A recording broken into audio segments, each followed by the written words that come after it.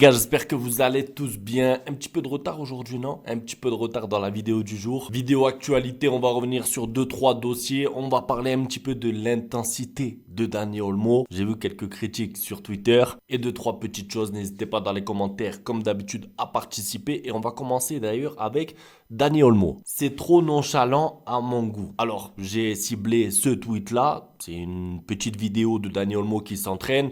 J'ai envie de vous demander, calmez-vous, calmez-vous, parce que Dani Olmo, c'était son premier entraînement. Ça veut dire que ça, la vidéo, elle était hier. C'était le premier entraînement de Dani Olmo au Barça. On va pas lui demander de courir des 4 fois 100 mètres, de faire des sprints, des sauts à la haie. Je suis le premier à réclamer de l'intensité à l'entraînement.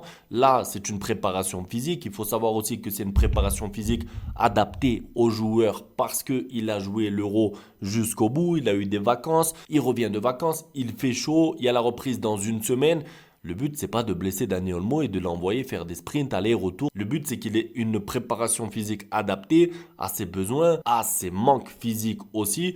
Et c'est pas parce qu'il va courir partout pendant 1 heure à l'entraînement que ça y est, ce sera une machine, il sera trop fort avec le Barça. Non, ça se passe aussi avec le ballon et couper un extrait d'une vidéo où il fait du contrôle-passe.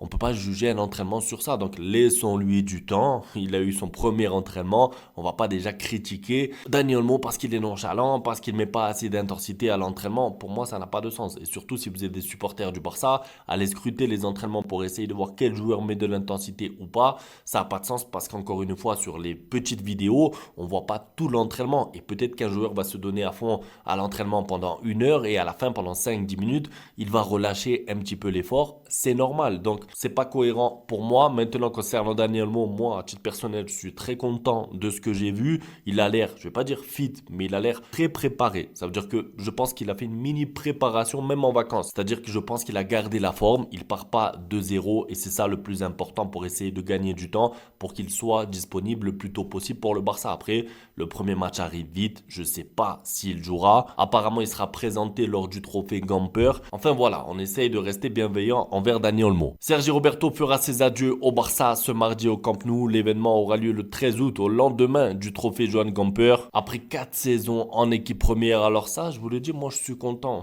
C'est vrai que pour ceux qui me connaissent depuis longtemps, vous savez que Sergi Roberto, moi, ça a été l'un des joueurs que j'ai le moins aimé du Barça sur les dernières années, et surtout depuis que j'ai commencé les vidéos. Mais il n'empêche que je trouve qu'il mérite un au revoir. Il mérite un adieu parce que peut-être qu'il reviendra au Barça en tant que dirigeant ou quoi, on ne sait pas. Mais en tout cas, il mérite un au revoir normal, digne d'une légende. Et vous savez que le problème, l'un des problèmes du Barça, et surtout sous Laporta, c'est que c'est difficile avec les légendes. C'est que c'est difficile de dire au revoir aux légendes dans des conditions normales. Vous vous rappelez le cas Messi, il n'a jamais eu de au revoir comme il se doit. Sergi Roberto, qu'il ait été bon, pas bon, il a quand même passé 14 années au club.